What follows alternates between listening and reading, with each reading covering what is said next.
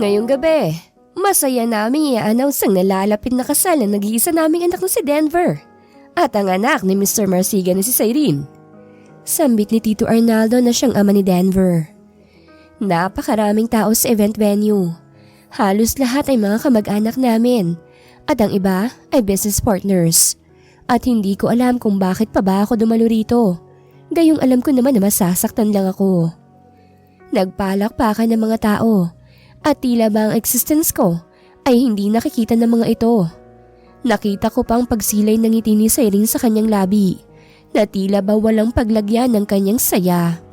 Habang ako rito, labis ang hinagpis na aking nadarama. Mga wala talagang puso. Yun ang naisambit ko sa aking isipan. Excited din kaming i-announce na si Cyrene ay nagdadalang tao na sa aming anak na si Denver. Masaya ang aming pamilya na hindi lang patungkol sa business kung bakit kaming naging isa. Kung hindi dahil na rin sa koneksyon ng pagmamahalan nilang dalawa. Saan naman ni Tita Thalina, ang ina ni Denver na may malawak na ngiti. Mas lalong lumakas ang palakpakan at sigawan sa buong event venue. Ngunit kasabay nito ang pagkadurog ng puso ko. Hindi ko alam kung nagbubulag-bulagan ba ang mga tao na narito ako o sadyang wala silang pakialam sa nararamdaman ko.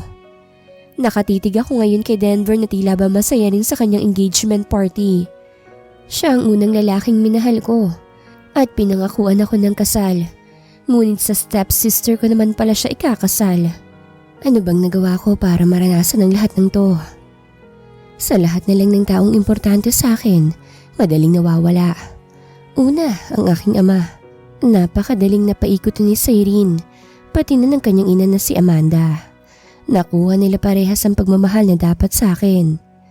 Bala ko na sanang tumalikod ngunit kaagad ko namang nasanggi ang isang waitress. Dahilan ng pagkalaglag ng bottle wine na dala nito. Pasensya ka na, hindi kita napansin sa daraanan ko eh. Pasensya rin po miss, hindi ko rin kaagad nakita ang pagharap nyo. Paghingi rin ng tawad nito at pinulit ang boteng nabasag. Napatingin ako sa paligid at doon ko napagtanto na nakuha ko na ang atensyon ng ilang mga bisita. Nakita ko ang dahan-dahang papalapit sa akin si Daddy habang panay pakita ng peking ngiti sa mga tao. Heto na naman siya, siguradong pagagalitan na naman niya ako. Ano sa tingin mo ginagawa mo? Lasing ka na, Farah. Umuwi ka na bago kapag gumawa ng gulo dito sa party ng kapatid mo. Bakas sa boses nito ang inis, ngunit hindi nito yun pinapahalata. Kaya ko pang sarili ko, Dad. Hindi po ako lasing. At ayoko naman na mawala sa pinakamahalagang celebration na ito. Anak mo pa rin naman ako, right? May karapatan naman siguro akong masaksihan ng kasal ng pinakamaldita kong kapatid. Farah, huwag kang gumawa ng gulo dito. Please lang. Tignan mo nga yung sarili mo. Wala ka na naman sa tamang wisyo. Ang lahat ng tao nakatingin na sa'yo at mukhang pinag-uusapan ka nila, mahiya ka naman. Mariin niyang bulong sa akin habang nakakuyam ang kamao nito. Alam kong galit na si Daddy ngunit anong pakialam ko? Hindi pa naman ako ganun kalasing para hindi malaman ang nangyayari sa paligid ko. Bakit Dad? Wala naman akong ginagawang masama ah. Masaya rin naman ako sa engagement party ni Denver at Cyrene. What's wrong with that? Hindi rin naman ako tumutol o nagpakita ng hindi magandang ugali sa mga bisita. Kahit pa alam naman natin na may mali sa nangyayari. Nakangiting sagot ko at confident ako ron. Narinig kong pagbuntong hininga ni Daddy habang ilang mga bisita ay unti-unti nang nagbubulungan. Kung kanina nasa 2 couple ang atensyon, ngayon ay ako ng highlights ng selebrasyon. And I love that. Wala ka talagang puso, Farah. Sa buong buhay ko puro gulat at skandalong dinadala mo sa pamilya. Wow! Daddy! Alam mo pala yung salitang eskandalo? Yung eskandalo na dala ni Cyrene, hindi niyo tinuturing na eskandalo. Boyfriend ko si Denver, Daddy. At nagpabuntis ang malanding Cyrene na yan kay Denver. Alam niyong lahat na meron kaming relasyon ni Denver. Pero mistula kayong bulag, pipit, bingi. 1 linggo pa lang simula nang malaman kong panlulokong ginawa nila sa akin. 1 linggo pa lang akong nagluluks at nasasaktan. Pilit kong tinitiis ang sakit ng mag-isa at ni minsan wala kayo para damayan ako. Mukhang nakakalimot ka, Farah. Kusa kang umalis nang hindi namin alam kung saan ka nagpunta. Halos 1 taon kang nawala pagkatapos, bigla ka na lamang ulit sumulpot. Kaya wag mo kaming sisisihin sa nangyari. Kaya nagawa niyo akong lokohin lahat. Yun ba yung dahilan kaya nila ako niloko? Sapat na ba yung dahilan? Bakit sa pagkawala ko parang tinuring mo na rin akong hindi mo na ako anak? Ako ang tunay mong anak, Daddy. Ikaw ang tunay kong anak pero never kang humawak sa ating negosyo. Wala kang naitulong at tanging sarili mo lang iniisip mo. At least si Cyrene, buong buhay niya ibinuhos para sa kumpanya. Natahimik ako dahil sa sinabing yun ni Daddy. Hindi niya alam ang dahilan kung bakit ako umalis. Walang may alam kung anong tunay kong dahilan. Kung alam niya ba'y maaari kaya magbagong isip niya? Habang nakatitig ako sa mga mata ni Daddy, hindi ko maiwasang hindi masaktan. Namatay si Mommy dahil sa cancer. I was there nang nangihina na siya. Pero si Daddy, wala siya ng mga panahon na yon. At nasasaktan ako kung paano niya ako tratuhin ngayon. Sana man lang, kahit minsan pinakinggan niyo ako. Sana kahit 1 beses ako naman ang kampihan niyo. Kesa dyan sa tinuturing niyong anak at asawa. Ayoko nang makarinig sa drama mo, Farah. Umalis ka na. Bago pa tuluyang gumulong gabing to para kila Cyrene at Denver. Tila huling babala sa akin ni Daddy. Ngumiti ako ng mapakla. Salamat, Dad. Now I know na hindi mo ako kahit kailanman inisip. Hindi mo ako pinahalagahan. I was just nothing for you. Tumalikod na ako upang umalis sa lugar na yon, nang biglang may pumigil sa akin. At nang tignan ko yon, nagulat ako sa aking nakita. Sandali lang, Farah. Gusto kitang makausap. Sambit ni Denver habang nasa likod nito si Cyrene at nakasimangot. Bitawan mo ko. Wala na tayong dapat pag-usapan dahil tapos na tayo. Isa kang manluloko. At sana karmahin kayo sa ginawa nyo. Hayaan mo na nga siya, babe. Sinisira niya lang yung gabing meron tayo eh. Sambit naman ni Cyrene. Napangisi ako. Makinig ka dyan sa fiancé mo. Dahil baka mamaya mag-hysterical yan sa takot na baka agawin pa kita. At bakit naman ako matatakot sa'yo? Sa akin na si Denver. At hindi mo ba narinig? Magkakaanak na kami. Napatingin ako sa magulang ni Denver na ngayon ay bakas ang pagkadismaya habang nakatingin sa akin. Kahit papano, may pride pa akong pinangahawakan. Hindi ako iiyak sa harapan nila. At hindi ko ipapakitang nasasaktan ako. Hindi nila deserve yon. Dahil mas deserve nilang ganti ko. You know what, Cyrene? Sayong-sayo na si Denver. Hinuwad ko ang singsing kong suot na mula kay Denver. Oh, sa'yo na tong singsing na bigay ni Denver. Suotin mo ha? Kasi sanay ka namang gumamit ng mga tao at bagay na gamit na. At kaagad akong tumalikod palabas ng venue. Hindi ko na sila nilingon pa. At sa halip ay basta na lamang sumakay sa lalaking nakamotor at nakaparada sa tapat ng venue. Nakasuot ng helmet, kung kaya't hindi ko makita ang kanyang mukha. Hindi kayo dapat sumasakay sa akin, ma'am. Take me somewhere. Kahit saan, basta ilayo mo lang ako sa mga walang pusong naririto. Utos ko. Farah, what are you doing? Where are you going? Sigaw yun ni Daddy. Hindi ba't pinaalis niyo na ako? Ang gulo nyo rin, Dad, no? Aalis kang kasama nino. Etong lalaking to. Sino ba yan? Napatingin ako sa lalaking naka-helmet pa rin. Hindi ko alam kung bakit magaan ang loob ko sa kanya. Kahit pa hindi ko naman siya kilala. At isa pa, matipuno ang katawan niya. Halata yun sa suot niyang black leather jacket. Bakit, Dad? Masama na ba kung sumama ako sa lalaki? Malaya naman siguro kung pumili na magiging boyfriend ko. Dumating si Tita Amanda mula sa likuran ni Daddy, kaya naririnig nitong sinabi ko. Boyfriend? Na joyrider? Nagpapatawa ka ba talaga, Farah? Puro na lang kahihiyan ang binibigay mo sa pamilya natin. Hahanap ka na lang na lalaki yung isa pang joyrider. Talaga bang wala ka ng kahihiyan? Galit na sigaw ni Daddy. Ano bang masama sa pagiging joyrider? Nagtatrabaho siya ng marangal at walang tinatapakan ng tao. Palibhasa kasi mas tinitingnan niya ang yaman ng isang tao kesa sa mabuti niyang puso. Mukhang nahawa ka na nga yata kila Cyrene na Tita Amanda eh. Let's go na. Hindi ko na kayang manatili pa rito. Farah!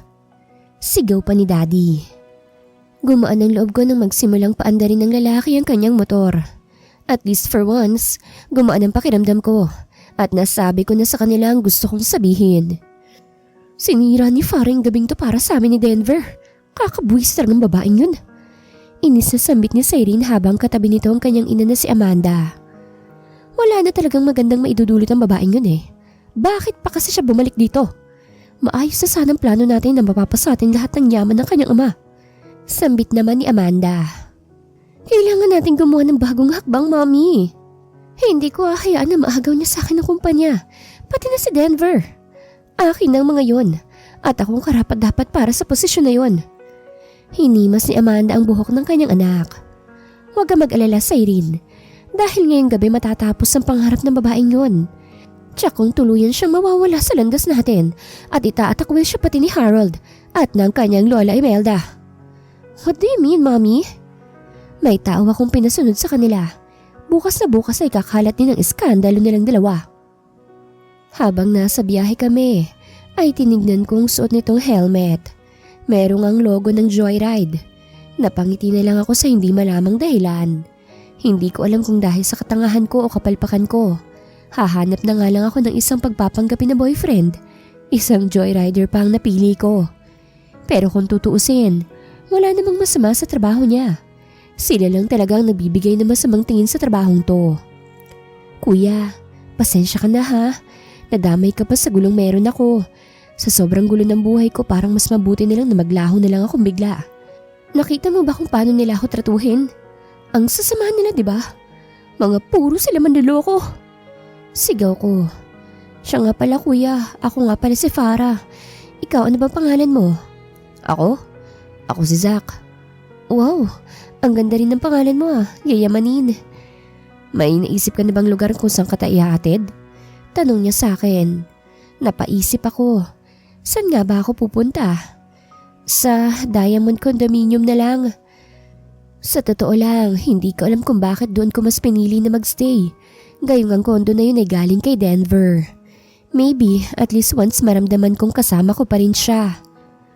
Nakarating naman kagad kami sa ibaba ng mismong kondo. Pagkababa ko pa lamang ng motor niya, ay siya na ang kusang nagtanggal ng helmet ko. Parang nag-slow mo ang paligid ko ng mga oras na yon. At sa kabilang banda, gusto kong makita ang kanyang mukha dahil na rin sa kuryosidad. Kinuha ko ang cellphone ko.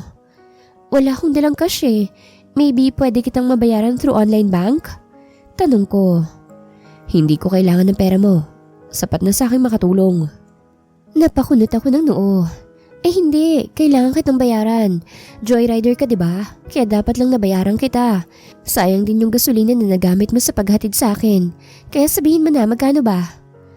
Umiling ito. At akmang paandarin na niya ang kanyang motor. Nang biglang may babaeng nadapa sa gilid ko. Nang tulungan ko itong tumayo ay naramdaman ko ang isang tila karayom na bumaon sa braso ko. Nang tignan ko naman ng babae, ay nagpasalamat sa pagtulong ko sa kanya at muling naglakad. Tumingin naman ako sa lalaking kausap ko at muling humarap sa kanya. Sige na, pumayag ka ng bayaran kita. Ayokong nagkakaroon ng utang na loob sa ibang tao eh. Hindi naman to nagsalita at tila nakatitig lang sa akin. Napapikit ako dahil biglang nanlalabo ang paningin ko. Pilit kong ipinipilig ang ulo ko dahil sa nararamdaman kong pagkahilo. Anong nangyayari sa'yo? Kunot noong tanong ng lalaki. Nahihilo ako eh. Bumabang bigla ang lalaki mula sa kanyang motorsiklo at kaagad akong inalalayan. Marami ka bang nainom? Anong floor at room number ng condo unit mo? At ihahatid na kita ron. Nasa 3rd floor, room 411. Nagulat pa ako nang bigla akong buhatin ito ng pa-bridal style. Ramdam na ramdam ko kung gaano katipuno ang kanyang katawan. Amoy na amoy ko rin ang pabangong gamit niya na alam kong mamahalin. Bakit pakiramdam ko? Hindi talaga siya joyrider lang. Nang makarating kami sa condo unit ay sinabi ko rin sa kanya ang password ng condo. Inihiga niya ako sa aking kama. Ang nararamdaman ko naman ay patindi ng patindi. Nakakaramdam ako ng init at tila bang lalagnatin ako. Naka-aircon ng kondo ko pero ibang pawis ang nararamdaman ko. It's like I'm burning down there. Baka pwede na kitang iwan. No, wag. Ang init eh. Naiinitan ako. Sambit ko. Napatingin naman ng lalaki sa aircon. Pero maximum na ang level ng aircon. Teka lang, hindi kaya... Biglang tumunog ang doorbell. May inaasahan ka bang bisita? Oo, wala. Napakagat ako sa aking labi. Paano kung si Denver yon? Pero alam ni Denver ang password ng kondo ko. Pumunta naman ng lalaki sa pintuan at pinagbuksan ako. Ma'am Farah, may pinadala po ang papa niyo rito. Hindi pa raw po kayo kumakain kaya nagpadala siya rito ng pagkain. Sambit ng crew at ipinasok ang mga pagkain at inilapag sa lamesa bago ito tuluyang lumabas. Napakunot naman ako ng noo. Paano nalaman ni Papa na nandito ako? Tanong ko sa aking isipan. Baka maaari na akong umalis. Magtatrabaho pa kasi ako. Sambit ni Zach. Dito ka na lang muna. Babayaran ko ang kinikita mo sa isang araw. Samahan mo muna akong uminom. Dali-dali akong lumapit sa lamesa at sinalina ng wine ng baso. Mabutit na walang pagkahilo ko. Pero ang init na nararamdaman ko ay lalong tumindi nung uminom ako ng wine. Ang init talaga. Bulong ko pa. Inabot ko kay Zach ang wine at kaagad naman itong ininom yon. Hinubad ko ang suot kong leather jacket at kinuha ko ang remote ng aircon. Naka-maximum volume naman na.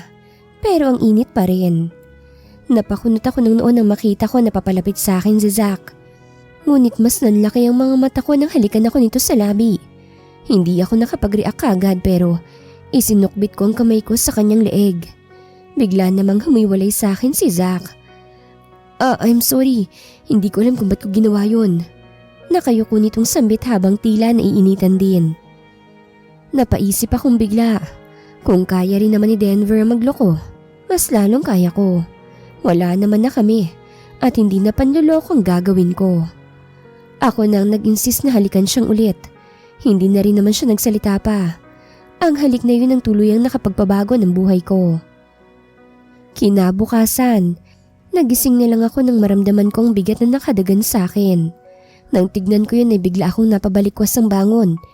Sabay sapo sa aking ulo dahil naramdaman ko ang sakit. Kitang-kita kong nakahubad sa aking tabi. Inalala kong mali ang nangyari at bumalik sa alaala kong nangyari sa amin ng lalaking to. Kung hindi pa ako nagkakamali ay Zach ang pangalan niya. Mahimbing siyang natutulog habang ako'y nakahubad rin. Pilit kong kinuha ang kumot upang takpan ang katawan ko. Napasampal ako sa aking noo. Ano ba tong ginawa ko? Bala ko na sanang tumayo nang biglang gumalaw si Zach at niyakap ako. Napapikit ako habang parang isang tuod na hindi gumagalaw. Naramdaman ko pang matigas niyang batuta na nakatayo at tumutusok sa likod ko. OMG! Yung batuta niya talaga yun eh. Hindi na ako nagsalita at bigla na lamang akong tumayo. Saktong pagtayo ko ay saka ako narinig ang mga sigaw galing sa pintuan. Farah! Farah! Boses yun ni Daddy. At huli na para kumilos ako dahil nakita na ako nito na nakatakip ng kumot habang si Zach ay nakahiga pa sa kama at walang saplot. Anong ginawa mo?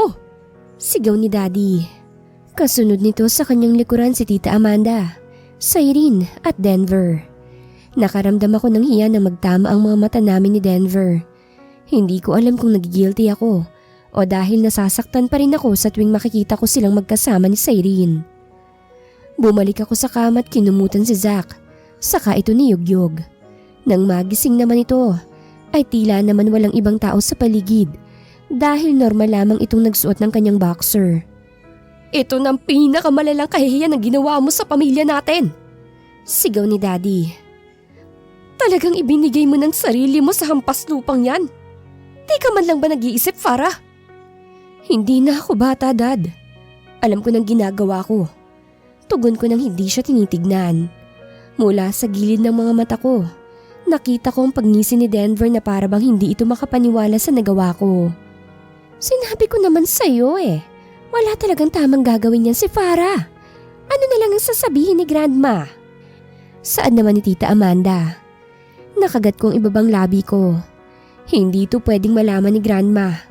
Matanda na siya't ayokong isipin o problemahin niya pang nangyayari sa akin. Huwag niyong ipapaalam sa kanya. Too late, Farah. Ano sa tingin mo kung paano namin nalaman na nandito ka? Well, kalat na sa social media ang scandal niyong dalawa. Saad naman ni Cyrene.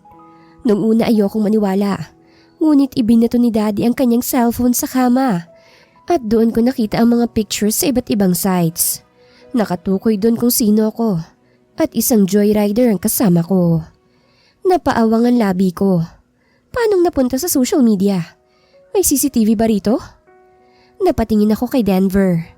Lakas loob akong tumayo't sinampal siya. Kagagawan mo to.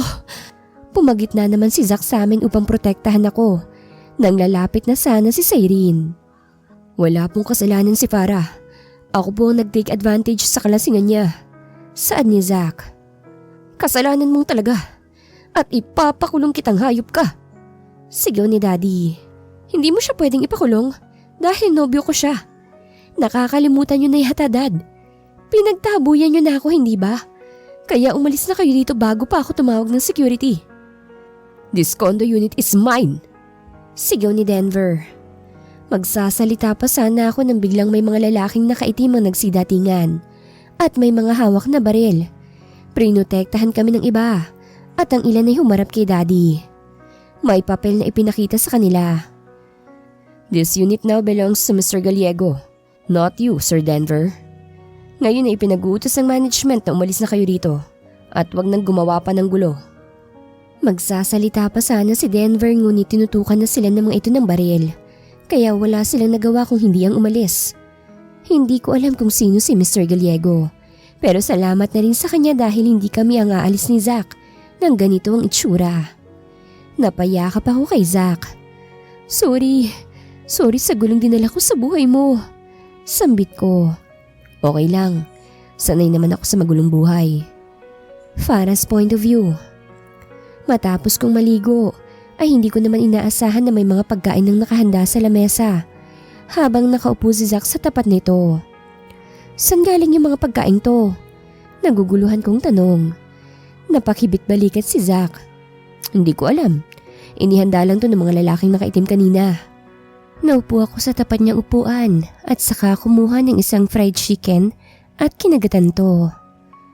Alam mo, hindi ko alam na hindi na pala si Denver ang may-ari ng condo unit na to at wala rin siyang kaalam-alam na ibenta na pala ito. O baka naman alam niya at siya mismong nagbenta. Pero nagmamaang-maangan lang. Salamat na lang talaga sa Mr. Gallego na yun at nabawasan ng pagkapahiya sa akin kanina. Nakita ko naman na tahimik lang na nanonood sa akin si Zack habang ako'y kumakain na. Ay, pasensya na, hindi na kita nahintay. Tara, kain tayo. Medyo nahihiya kong sambit. Kinain mo kagad nang hindi ka naman sigurado kung kanino galing ang mga ito. Paano kung may lason pala yan? Eh di kanina ka pa namatay. Oy, grabe ang OA ah. Gutom na kasi ako. At saka ang ganda kaya ng plating. Hindi mo kang papatay ang ganito kasarap na mga pagkain. Napailing na lamang si Zack sa sinabi ko. At wala na rin tong nagawa pa kung hindi kumain din. Habang kumakain kami, hindi ko maiwasang hindi isipin ang nangyari sa amin kagabi. Talagang ibinigay ko ang aking pagkabirhen sa lalaking to. Sa lalaking hindi ko kilala. Ano nang gagawin ko ngayon? Bigla'y tumunog ang cellphone ni Zack. Tumingin muna ito sa akin bago tumayo't sinagot ang tawag. Pagbalik nito ay naka-jacket na to at handa nang umalis. Kaya mo na bang sarili mo? Kailangan ko na kasing umalis. Tumango ako. Oo, kaya ko na. Salamat sa tulong mo ha. Tumango si Zack at tumalikod na. Pero muling humarap sa akin. Iyong nangyari sa atin. Huwag mo nang isipin yun. Alam ko ako may kasalanan dahil ako ang lasing. Sige na, makakaalis ka na. Parang may gusto pang sabihin sa Zack pero ipinagsawalang bahala na lamang niya yun. Pinanood ko siyang lumabas sa condo unit at napaupo na lamang ako habang bagsak ang aking balikat nang tuluyan na itong makaalis. Ang gwapo niya bilang isang joyrider. Sambit ko. Dahil ako lang mag-isa, ay sandaling katahimikan ang namayani. Napapitlag pa ako nang biglang tumunog ang cellphone ko at nakita kong sunod-sunod na notification mula sa mga social media accounts ko. I am the headline all over the social media. Nangangamoy malansa. Mababang nilalang. What a bitch. Nonsense scandal. Yung akala mo banal, meron palang tinatagong landi sa katawan?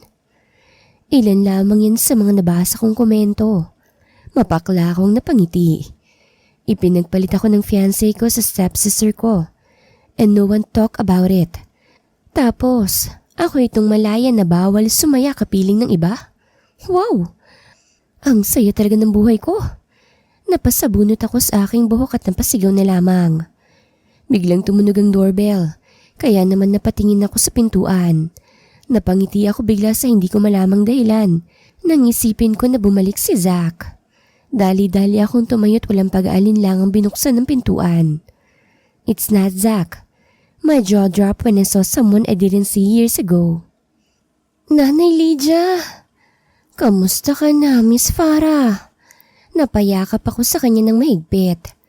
Napakaganda mo pa rin, Miss Farah. Kamukhang kamukha mong mami mo. Sambit nito habang hinihimas ang buhok ko. Hindi ko na napigilan pang hindi maluha. Si Nanay Lydia ang nag-alaga sa akin simula nung bata pa lamang ako. Siya nang tumayong ina ko. Nay, mabuti po't nabisita niyo ako. Masayang sambit ko. Pero nawala ang ngiti ko nang maisip kung papaano niya akong nahanap. Humiwalay ako sa pagkakayakap sa kanya. Gusto kang makita ng Lola Imelda mo. Ipinasundo ka niya sa akin dahil natitiyak niyang sasama ka sa akin. Bakas ang lungkot sa boses ni Nanay Lydia. Nagpunas ako ng luha ko. Opo, sasama po ako. Hindi na ako nagtaka nang sa rooftop kami dumiretso at helicopter ang sasakyan namin. Mabilis kaming nakarating sa mansyon. Halos lahat ng tauhan ay nakayuko ang mga ulo nang salubungin ako ng mga ito. Nakita ko pa si Butler Joe na nakangiti sa akin, kaya naman ngumiti rin akong pabalik. Naabutan ko si Grandma na nasa sala at umiinom ng herbal medicine niya. Kaagad akong lumapit dito at yumakap sa katawan niya. Umiiyak ako habang nakahiga ang ulo ko sa kanyang hita. Na-miss po kita, Grandma. Miss na rin kita. Ang tagal mong nawala, apo ha. At nagtatampo ko sa'yo dahil mas inuna mo pang bisitahin ang baliw mong ama kesa sa akin. Sino bang amang mas kakampihan ng hindi niya naman anak? Hanggang ngayon hindi ko pa rin maintindihan kung bakit siyang pinakasalan ng mami mo. Napaupo ako sa tabi ni Lola. Alam niyo na pong nangyari? Abay oo naman. May mata ako sa kahit saang lugar. At ngayon na nakabalik ka na rito, nais kong malaman ang totoong dahilan kung bakit ka talaga umalis. Natahimik ako't napatingin kay Nanay Lydia na ngayon ay tumango sa akin. Lola, I had a cancer just like my mom. Nakita ko na nagulat si Lola at nagumpisang tumulo ang luha ko. Pero magaling na ako, Lola. There's really a miracle. Apo, bakit naman hindi mo sinabi sa akin? Naiiyak na rin si Lola at kaagad kong hinawakan ng kamay niya. Huwag na po kayong mag-alala, Lola. Maayos na po ko. Sinadya akong lumayo para gawin ang lahat ng makakaya ko para gumaling ako. Ayokong dumating sa puntong makita niyo ako sa napakahirap na sitwasyon. Tinatagan kong loob ko, Lola. Lumaban po ako para sa inyo. Para kay Daddy at kay Denver. Ngunit hindi ko naman alam na habang lumalaban ako sa sakit ko, bumitaw na po pala si Denver sa akin. Niyakap ako ni Lola ng mahigpit. Napakatapang mo, Apo. Proud na proud ako sa'yo. At sigurado akong pati ang mami mo proud sa'yo. Huwag mo nang isipin pang walang kwentang lalaki na yon. Gusto ko siya noon para sa'yo. Pero ngayon sinusuka ko na siya. Ngayon, dahil binigyan ka ng isa pang pagkakataon ng Diyos, gawin mong gusto mo. Maging malaya ka at hindi palaging sunod-sunuran dyan sa daddy mo. Tumunog bigla ang telepono na malapit sa amin at kinuha yun ni Nanay Lydia upang sagutin. Sino yan, Lydia? Tanong ni Lola. Si Sir Harold po, Madam. Nagkatinginan kami ni Lola at tumango ito sa kainabot ang tawag. Pinindot ni Lola ang loudspeaker. Napatawag ka, Harold? Kasama mo na ba ngayon si Farah? Tanong ni Lola. Mama, ang apo niyong yun talagang ibang tao na. Hindi na siya ang Farah na minahal at inalagaan ninyo. Anong ibig mong sabihin, Harold? Linawin mo nga mga sinasabi mo? Nagpapanggap na galit na sambit ni Lola. Habang ako ay napangisi na lamang dahil mismong ama kong sumisira sa akin. Mama, huwag kayong mabibigla. Si Farah kasi merong skandal na kumakalat. Viral siya ngayon sa social media. Kasamang isang hamak na joyrider lamang. I just can't believe na ganun ang ginawa niya. Ano? Napatingin sa akin si Lola at talagang kita ko ang gulat sa kanyang mukha. Napakagat ako sa ibabang labi ko. Hindi ko pa nga pala nasabi kay Lola ang tungkol doon. Ibababa ko muna to, Harold. Sumasakit ang dibdib ko. Napahawak si Lola sa kanyang dibdib at ibinaba na nitong tawag. Kinabahan akong bigla't mabilis akong lumapit sa kanya. Lola! Lola! Nawala ang pag-aalala ko nang bigla itong tumawa. Ano sa tingin mo sa akin? Hindi ko alam ang viral photos and videos mo. Meron akong lahat ng social media account. Tinulungan akong gumawa ng apo ni Lydia. At sa ngayon na inaayos ni Butler Joe ang mga iyon upang i-take down. Kaya wag ka na mag-alala dyan. Hindi ka po ba galit sa akin, Lola? Hindi. Dahil nasa tamang edad ka na naman na. So, ano? Malaki bang sandata niya? Halos laglagan pang ako dahil sa sinabi ni Lola. Ramdam ko rin na namula ang pisngi ko. Lola naman, reklamo ko. Natawang muli si Lola. Eto naman, binibiro ka lang. Ngayon na alam ko ng dahilan kung bakit ka umalis. Ako naman ang sosuporta sa iyo. Nasaan na bang lalaki na katalik mo? Gusto mo na ba siya, apo? Napaisip ako. Mabait siya, Lola. Gwapo rin po. Pero takot na po ako magtiwala muli sa mga lalaki eh. Siguro, isang pagkakamali lang din ang nangyari sa amin. Ikaw ang bahala, apo. Pero gusto ko lang malaman mo na hindi na ako bata. Kung sana'y umibig kang muli, maaabutan ko pa sanang anak mo. Huwag ka namang magsalita ng ganyan, Lola. Mahaba pang buhay mo dito sa mundo. Niyakap kong muli si Lola. Nasaan na bang lalaking yon? Gusto ko siyang makilala bilang pasasalamat ng pagtulong niya sa'yo. Hindi po.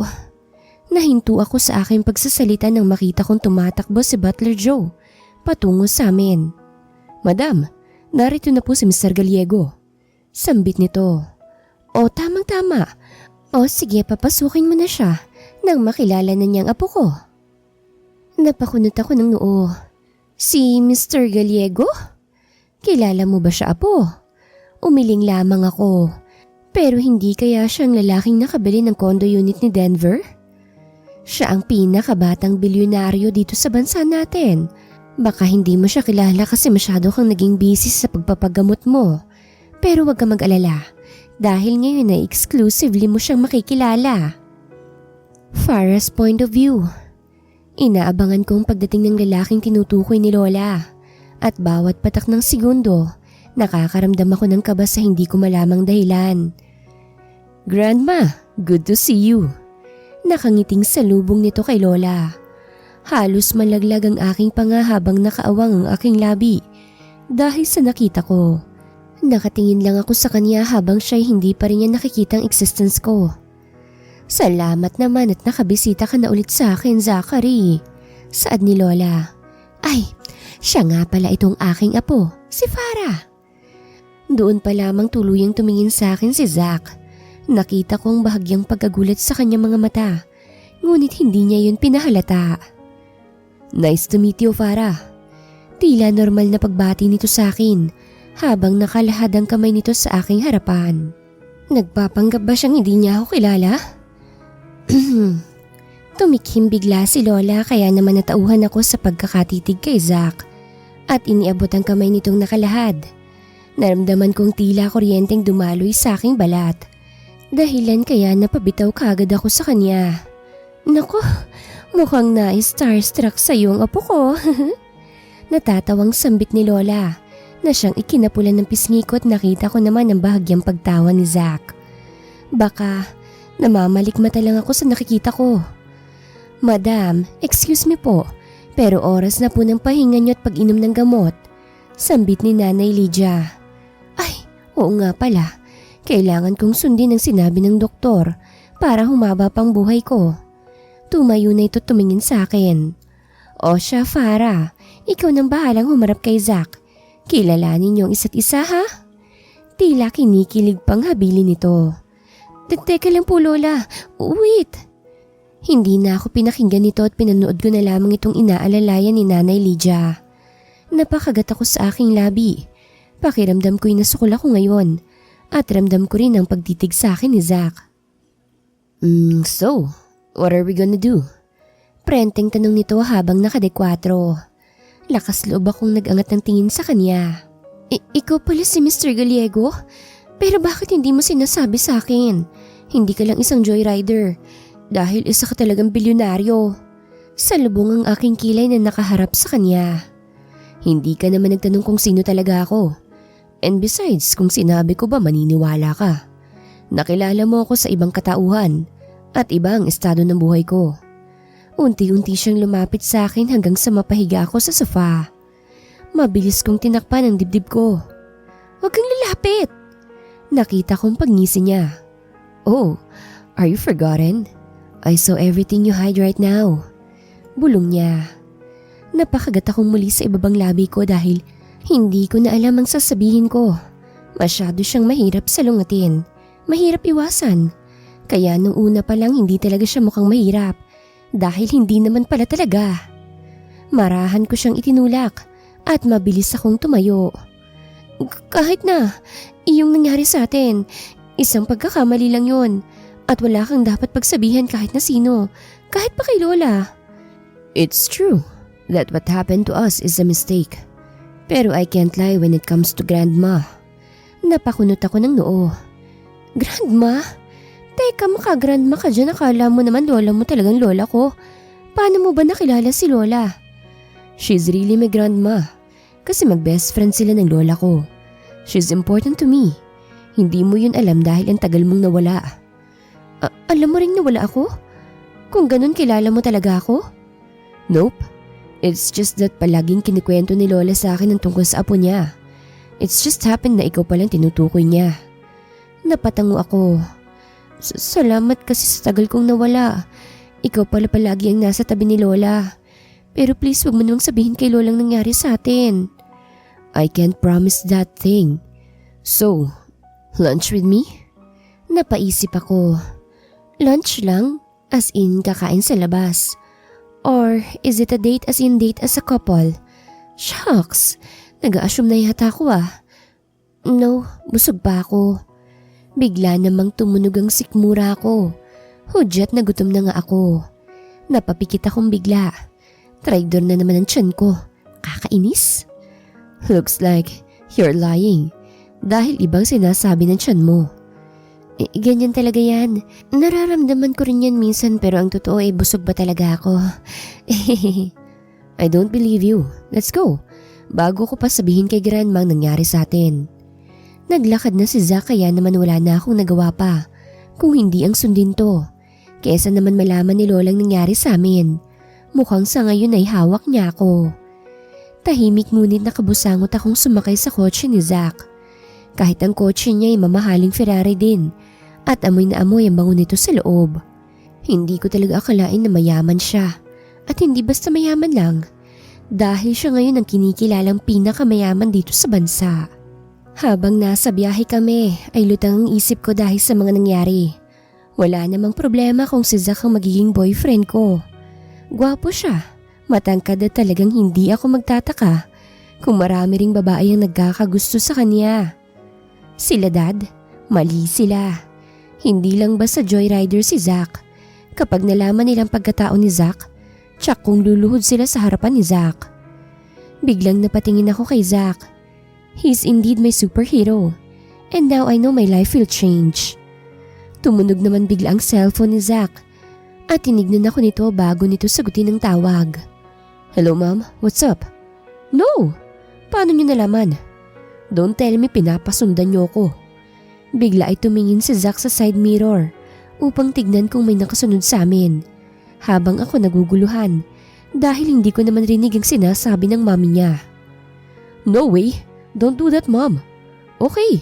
Just please don't do that stupid stuff. Tumaas na ang boses ni Zack at isang malakas na tawa naman ang narinig ko ng bahagya mula sa kabilang linya. Lalo tuloy akong naguluhan. Ano bang pinag-uusapan nila? Ang sunod na ikinagulat ko ay bigla kaming lumiko sa intersection. Teka, saan tayo pupunta? Ang akala ko kakain tayo. Mas masarap bang restaurant patungo sa tinatahak natin ngayon? Kunot noong tanong ko. Kung masarap na pagkain lang din ang gusto mo, is yes. Mas masarap ang pagkain sa pupuntahan natin. Napakagatuloy ako sa ibabang labi ko dahil parang nagtunog patay gutom ang tanong ko kanina. Ano ba naman kasi self ang nangyayari sa'yo? Tanong ko sa sarili ko na parang isang baliw. Hindi nagtagal ang biyahe namin, ngunit taka kong tinignan ang hinintuan namin. Nasa tapat kami ng malaking puting mansyon.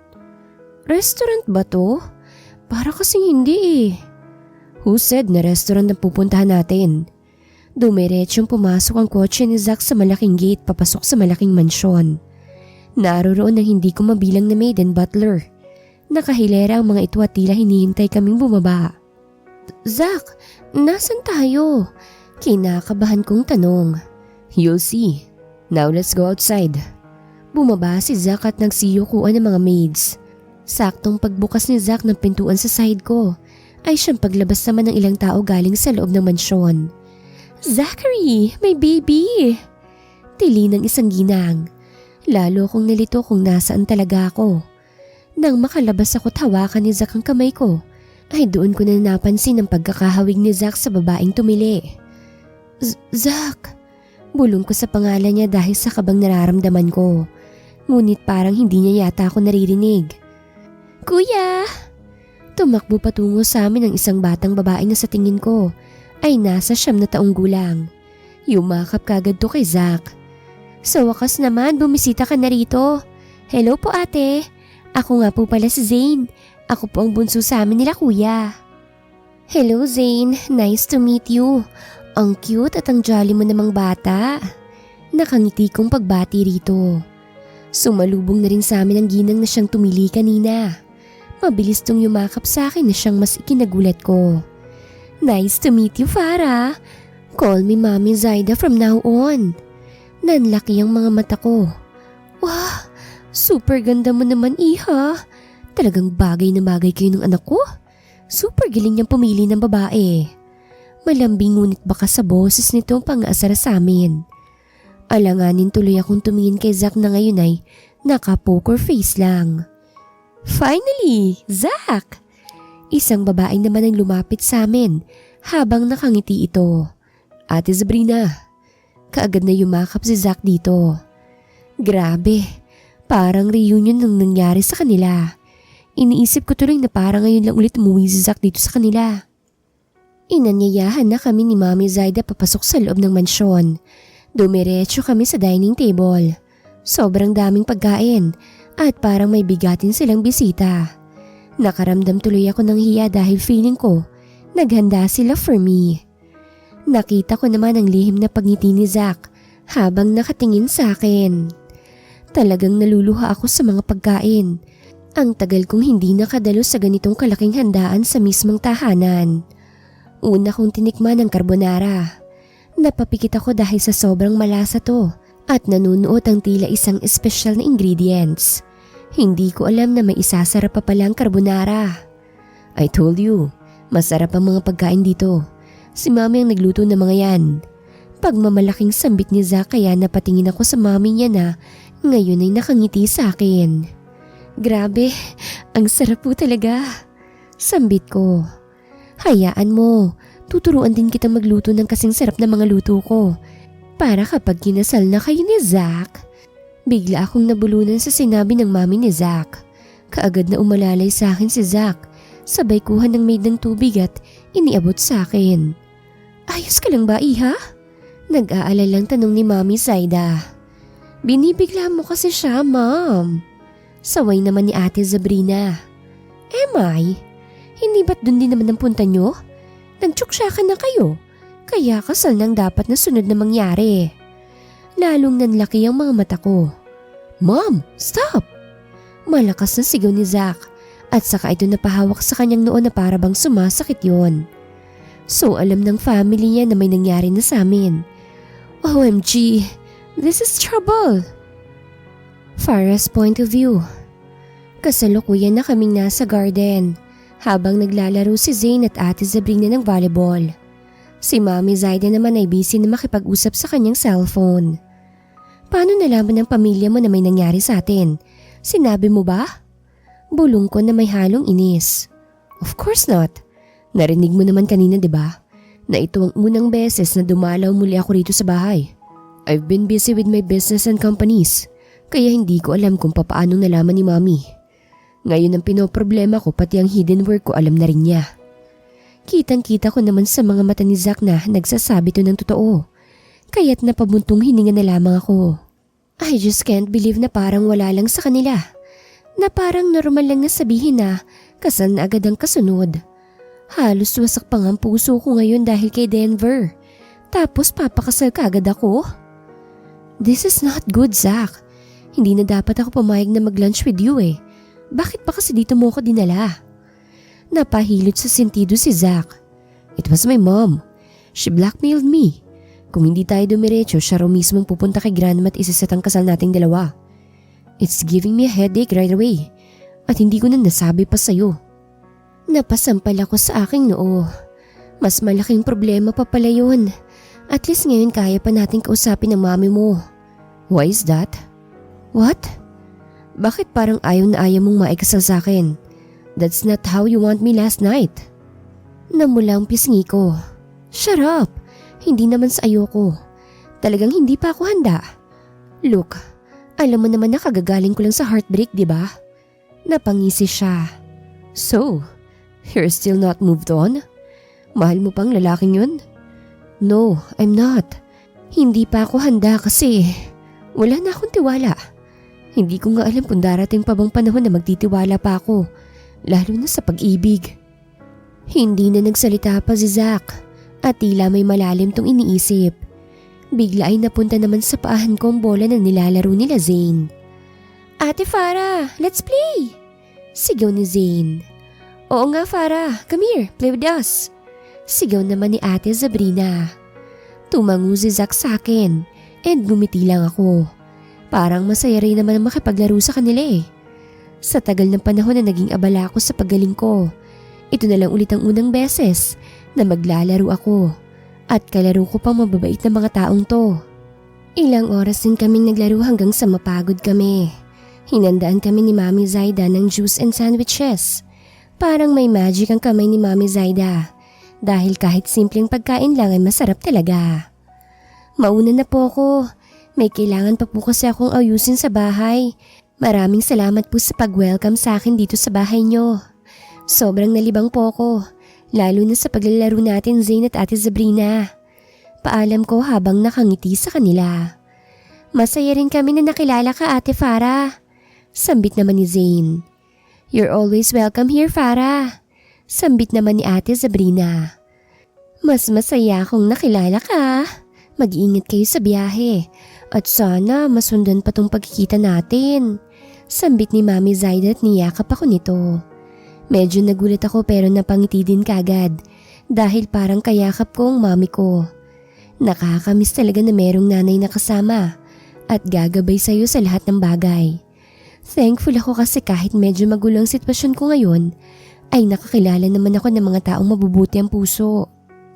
Nagpaalam na rin sa kanila si Zach at sumakay na rin kami sa kotse. Habang nasa biyahe kami, ay tahimik lang ako't sinasariwa ang nangyari ngayong araw. Nang bigla akong makatanggap ng text messages. It's from Denver. Napatingin akong bigla kay Zach at nakita ko na tila nagtatanong ang mga mata nito kung bakit o anong meron. Nag-iwas kagad ako ng tingin at pasimpleng binasa ang text ni Denver. Where are you? I wanna talk to you. Hindi ko alam kung kailangan ko bang mag-reply, pero kusang nagtipang daliri ko. Tigilan mo na ako, Denver. Be happy with your fiancé and with your choice. Napatingin ako sa labas dahil sa inis na nararamdaman ko. Muli namang tumunog ang cellphone ko.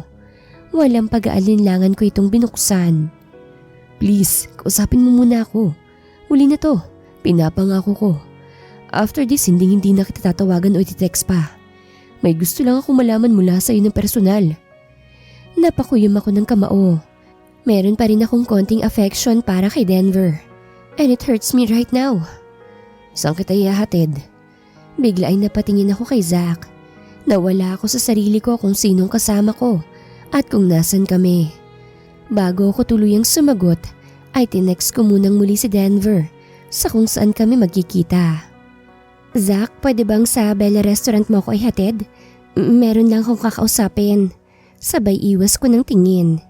Hindi naman nagsalita si Zach at tumangulang. Mabuti na lang at hindi siya nagtanong pa kung sino. Dahil madali lang din akong mahuli mula sa bibig ko. Pagkarating sa tapat ng restaurant ay bumaba na ako. Maraming salamat, Zach. Mag-iingat ka sa pagmamaneho mo. Tumango ito. You're welcome. Mag-iingat ka rin. Kita ko sa mga mata niya na tila hindi siya mapakali. Pero pinagsawalang bahala ko yon dahil mas gusto kong mag-focus sa mga sasabihin ko kay Denver. Nang mawala na ang kotse ni Zach, ay pumasok na ako sa loob. Hinanap ko kung saan nakaupo si Denver. And as usual, sa dulo ito kung saan walang masyadong tao. Napangisi ako. Takot na takot ma-issue sa akin samantalang kay Serene hindi. The nerve. Nagmamadali na ako maglakad patungo sa kinaroroonan ni Denver at hindi ko na siya binati pa. Basta na lang ako umupo sa kanyang harapan at halata naman sa kanyang mukha na nagulat siya. Bibigyan kita ng 5 minuto para sabihin ko ano man ang gusto mong sabihin. And please, don't waste my time, Denver.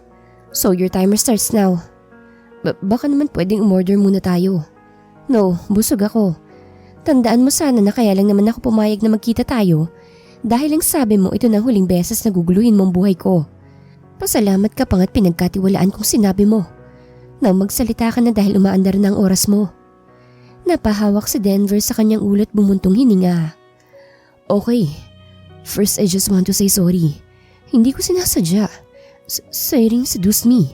Lalaki ako. Natutukso't nagkakamali rin. Hindi mo rin naman ako masisisi kasi you leave me with no words. Now that you're here, please come back to me, babe. Nagmamakaawa niyang sambit. Natawa ako sa kanyang sinabit pinatigil siya. Iyan lang? Yan lang ang sasabihin mo, Denver? Sus Mio naman. Inakit ka ni Serene at nagpaakit ka naman. Ngayon mo lang talaga naisip yan? That's her goal. Mas malamang ang libog mo kaysa sa pagmamahal mo sa akin. I told you to wait for me. Hindi ka naghintay. Sa halip nagpatukso ka pa. Ngayon wala na tayo. At hindi na kita tatanggapin sa buhay ko. Kaagad akong tumayo ngunit pinigilan ni Denver ang braso ko. Bakit, Farah? Ano bang pinagmamalaki mo? Yung lalaking joyrider na yon? Ganun ka na ba kababaw para ibigay yung sarili mo sa basurang yon? O baka naman matagal na kayo, pero sadyang magaling ka lang magtago. Marahas kong inagaw ang braso ko ngunit ayaw niyang pakawalan to. Nagulat na lang ako nang may biglang humawak sa kamay ni Denver at na may lipit bigla ito sa sakit. Hindi dapat ganyan kinakausap ang babae. I saw Zach. He's angry right now at parang gusto niyang baliin ang kamay ni Denver habang namimilipit ito sa sakit. Nakuha tuloy namin ang atensyon ng mga taong naroroon sa restaurant. Let me go, you piece of trash! Sigaw ni Denver. Lalong hinigpitan ni Zach ang pagkakapilipit ng kamay ni Denver, kaya lalo itong sumigaw at humiyaw. Zach! Napatingin sa akin si Zach, kaya umiling ako sa kanya at hinawakan siya sa braso. Doon pa lang nito binitawan si Denver. Say sorry to her. Utos ni Zach kay Denver. Napangisi naman si Denver habang hinihimas ang kanyang kamay. Sino ka ba para utusan ako? Isa ka lang namang hampas lupa. Gusto mo bang ipakulong kita dahil sa ginawa mo sa akin? Galit na sigaw ni Denver. Si Zach naman ang napangisi. Then, let's call a cop. Ikaw ang makakasuhan dahil sa pangharas mo kay Farah. This exclusive restaurant is nothing if they don't have CCTV. And also, tumingin si Zack sa paligid. May mga taong nakapag-video. That can be the evidence sa ginawa mo. Tumingin si Denver sa paligid at nakita ko kung papaano siyang natakot. Magkikita pa tayo. At sa susunod, sisiguraduhin kong luluhod ka sa harapan ko. Lakas loob na sabi ni Denver at hinampas ang lamesa bago padabog na umalis ng restaurant. Zachary's point of view. Alam ko kung sinong kikitain niya. Sandali ko pa lamang nakikilala si Farah. Pero alam ko na kagad kung gaano kalambot ang puso niya. At hindi ko siya masisisi kasi ang lalaking yun ay minsan na niyang minahal. But she can't fight on her own. That's why nakialam na ako. Dahil hindi ko rin naman kayang panoorin lang si Farah na nasasaktan. Let's see kung sinong luluhod sa aming dalawa. Sambit ko sa aking isipan nang umalis na si Denver. Napahawak namang muli si Farah sa braso ko, kaya napatingin ako sa kanya. Napakunot ang aking noo nang makita ko na tila napipikit ang kanyang mga mata. Farah, ayos ka lang? Hinawakan ko ito sa balikat. Farah, naririnig mo ba ako? Nag-aalala kong tanong. Nahihilo ako, Zack. At tuloy na itong nawalan ng malay. Dali-dali kong binuhat si Farah at isinakay sa kotse. Tinawagan ko si Grandma upang makatawag agad doon ng private doctor na siyang titingin kay Farah. Nakarating din kami kagad sa bahay nila Grandmom at naroon ang doktor at kaagad siyang sinuri. She's lack of sleep and a bit of stress. That's why kusang bumibigay ang katawan niya. Alam niyo kasi ang ating katawan, kapag naabot na ang limit ay para na rin itong cellphone na nalulobat, na kusang namamatay. Ang brain natin ay nagsha-shutdown paunti-unti at kailangan mag-recharge ulit at makapagpahinga ng maayos. Kawawa naman ang apo ko. Marahil ay sa stress dahil sa ginawa ng kanyang ama at ng lalaking basura na yon. May bahid ng pag-aalala na sambit ni Grandma. Doktor, kailan naman magigising ang apo ko? Segunda manong tanong nito. Sa ngayon po ay hihintay na lamang po natin siyang magising at pakainin ng masustansyang pagkain. Nagpasalamat na kami sa doktor at naiwan ako sa kwarto ni Farah upang bantayan to. Pinakatitigan kong maamo niyang mukha. She's really beautiful kahit noon pa man. Sayang nga lang dahil mukhang hindi na niya ako matandaan. Habang sinisilayan ko ang mukha ni Farah ay siya namang pagtunog ng cellphone ko. Nang makita ko na ang assistant kong Sebastian tumatawag ay kaagad ko itong sinagot. Hello po boss. Anong nalaman mo baste? Yun kaagad ang aking tinanong. Nalaman ko po na mayroong balak si Sir Harold na tanggalin na ang pangalan ni Miss Farah as heiress. Naudyukan po ito ng mag-inang si Madam Amanda at si Ma'am Cyrene. Gusto ho nilang makuha ang mana ni Miss Farah. Napangisi ako. Kailanman na hindi ko yun hahayaan. Ituloy mo lang ang pagmanman sa kanila. Tawagan mo ako agad kapag may nalaman ka pang ibang impormasyon. Masusunod po boss. Ibinaba ko na ang tawag saka ako naupo sa tabi ni Farah. Hinawi ko ang ilang hibla ng buhok nito. Hindi ka naman masamang tao pero bakit tinatrato ka nila ng hindi tama? Pagkausap ko kay Farah kahit alam kong hindi naman ito sasagot. Hindi ko na namalayan pa na nakatulog na rin pala ako. Nagising lamang ako nang maramdaman kong pagpindot ni Farah sa ilong ko. Ngunit hindi kagad ako nagpahalata na gising na ako. Ang gwapo mo talaga. Kahit ng joyrider lang ang alam kong trabaho mo, talagang kakaiba na yung karisma mo. Tila kinikilig na sambit nito. Pinipilit kong hindi ngumiti sa kanyang sinabi. Kaso may pagkamasungit ka rin kung minsan eh. Pero ayos lang. Mabuting tao ka naman eh. Maraming beses mo na akong tinulungan at hindi ko alam kung paano ako makakabawi sa'yo. Bigla akong dumilat at nagsalita. A simple dinner with me is enough. Nakita kong biglang paglaki ng mga mata niya. Sabay nagtakip ito ng mukha at kinuha ang kumot, saka itinilokbong sa kanya. Kanina ka pa ba gising? Sigaw nito na siyang ikinatawa ko. Hindi naman, narinig ko lang yung huling sinabi mo. Hindi ako naniniwala, nakakainis ka talaga. Sana gumising ka na lang kagad kung gising ka na. Lalo akong natawa sa reaksyon niya, kaya't niyakap ko siya kahit pa may kumot na nakatalokbong na sa kanya. I don't know why but with her, I found my peace. Hanggang sa dumating si Grandma. Oh, Gumagawa na ba kayo ng mga apo ko? Kasi baka nakakaistorbo ako. Natatawang sambit ni Grandma. Bigla namang inalis ni Farah ang kumot na tumataklob sa kanya at umalis sa tabi ko mula sa kama. Hindi po Lola, si Zach po kasi tumabi sa akin bigla eh. Parang batang nagsusumbong na sambit ni Farah. Tinignan naman ako ni Grandma nang nakangiti sabay kindat. Ihahanda ko na kagad ang kasal ninyong dalawa. Nabigla ako sa sinabi ni Grandma, ngunit mas nagulat sa akin si Farah. Nakaawang ang kanyang labi habang nakatingin kay Grandma ngunit wala namang salitang lumalabas sa bibig niya. That would be great, Grandma. Tanging sagot ko na lamang. Yes, I'm planning and willing to marry her. Why not? She's incredible in any way she can. What? No! Kontra agad ni Farah. Anong no? Sinusuway mo na ba talaga ako, Farah? Gusto mo bang bago ako mamatay, hindi kita makitang maikasal? Tanong ni Grandmom. Bigla ay napayuko si Farah ngunit ang mga mata nanlilisik na nakatingin sa akin. Hindi naman po sa sinusuway ko kayo, Lola. Kasi hindi pa nga po ako handa. Alam ko, kaya nga ako nang maghahanda. Ako nang bahala sa lahat. O siya, I'm just checking on you if you're okay now. Since mukhang okay ka na, lalabas na ako rito sa kwarto mo para hindi na ako makakaistorbo pa sa inyo. Tila kinikilig na pahabol ni Grandma sa huli nitong sinabi. Nang makaalis si Grandma, biglang kinuha ni Farah ang unan saka ibinato sa akin. Ikaw kasi, kasalanan mo kung bakit ibang tingin ni Grandma sa nangyayari kanina. Natatawa kong sinalagang bawat paghampas niya ng unan sa akin. Inabot ko ang kamay niya at saka ako siya niyakap upang magkalapit kami. Do you really think na hindi alam ni Grandma ang nangyari sa atin? Alam niya, Farah. At botong-boto siya sa akin. Ang yabang mo? Huh? Sabay irap nito. I am not. It's just the truth.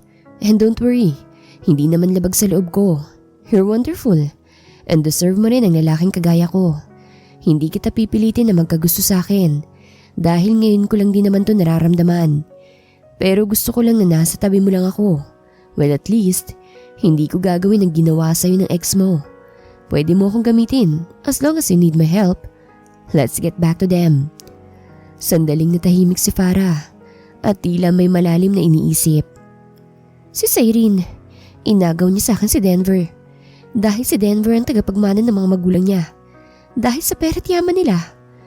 Matutulungan mo ba talaga ako kung sakaling gusto kong magigante? Tumango ako at hinimas ang buhok niya. Just tell me what is your plan and what do you want? Gusto kong ipamukha sa kanila na hindi sila kawalan at mas kaya ko silang lamangan. Then, let's do that. Farah's point of view. Bumibilis ang tibok ng puso ko habang naglalakad sa mataong mall. Ngayong araw kasi narito kami sa mall upang maghanap ng perpektong damit para sa aking paparating na engagement party kasama si Zachary. Siyempre, gusto ko mas maganda ako kaysa kay Cyrene ng gabi na yon. Habang naglalakad ako sa mga kumikinang na storefront, nahagip ng kanyang mga matang isang pamilyar na figura, si Cyrene. Nakita naman din kagad ako nito. Hindi mapag-alinlangan ang ngisi ni Cyrene habang iwinawas-iwas ang kanyang designer na handbag na parabang ipinagmamalaki nito ang design at ang presyo nito. Hindi ko na dapat ito papansinin pero mabilis itong nakalapit sa akin. At kaagad na nagsalita. Well, if it isn't little Farah trying to play dress up, mukhang naliligaw ka yata, Farah. Pangiinis ni Cyrene sa akin. Parang may kung ano sa akin siya na hindi magandang pakiramdam. Noon pa man ay pakiramdam niya ay isa siyang tagalabas sa sarili niyang pamilya. Lalo na't palagi siyang minamaliit ni Cyrene sa bawat pagkakataon. Hindi ko na lamang pinansin pa ang mga panunuyan ni Cyrene. Nagpatuloy ako sa pagtingin sa mga racks ng mga damit. Sinusubukan kong panatilihin na maging kalmado at dinarasal na sana dumating na si Zach. Ngunit walang humpay si Cyrene na nagbibiro tungkol sa bawat damit na kinukuha ko. Oh, mukha kang manang dyan. Hindi bagay sa'yo yan, magmumukha kang basahan. Ikakasal ka na ba talaga? Kanino naman? Oh my gosh, don't tell me. Dun sa Joyrider na yon? Sabay ngisi ni Cyrene. Pwede bang tigilan mo na ako? Nakuha mo na si Denver at si Daddy, diba? Hindi ka pa ba masaya dun? Napa-cross arm si Cyrene. Masaya, pero may kulang pa, Farah. So ano nga, ikakasal ka na nga ba? Alam na ba to ni Daddy? Biglang nag-iba ang boses nito at tila ba may planong hindi maganda. Oh, looks like hindi pa. Dahil hindi ka makasagot, talagang itatakwil ka na niya for real. Napahawak ako ng mahigpit sa wedding dress na hawak ko. Nauubos ang pasensya ko. Pero ang totoo ay kasama rin to sa plano ko. Ipinakuha ko ng palihim ang schedule ni Cyrene para magkasabay kami ngayong araw. Pero hindi ko naman inakala na lumalala lalo ang ugali ni Cyrene. Wala nang pagpapanggap. Talagang lumalabas na ang tunay na ugali nito. Leave me alone, Cyrene. This is my last warning. Or what? Are you gonna hurt me? Go on. Dagdagan mo pang mga eskandalo mo at nang mag-viral ka ulit. Sabay tawa nito na tila nang iinis. Napatingin ako sa paligid ng store at doon ko nakita na nakatingin na sa amin ang iba bumibili at pati na ang sales lady ng store. Pakiramdam ko ay hindi pa ako handa sa laban na ito. Hindi ko pa kayang madagdagan ng kahihiyan sa nagawa ko. Lumitaw naman bigla si Zachary at nabunutan ako ng tinik sa dibdib ko. Tumabi to sa akin. Is everything okay, love? Tanong niya. Mahina ngunit madilim ang boses. Tumango ako't panandali ang nagsalubong ang mata ko kay Zachary. Narinig ko ang pagsinghap ng mga sales lady at tila nagbubulungan namang ito. Wow! The Joy Rider is here. Talagang ito palang hampas lupang to ang pakakasalan mo, Farah? Oh my goodness. Don't tell me. Gastos mo rin tong gown na binibili mo? Pangaasar ni Cyrene at tila sadya nitong pinaririnig ang tungkol kay Zachary. But luckily, Zachary is not a joyrider. He owned this mall at gustong gusto kong isampal kay Cyrene ang impormasyon na yon. Ngunit hindi pa sa ngayon. Hindi pa ito ang tamang oras.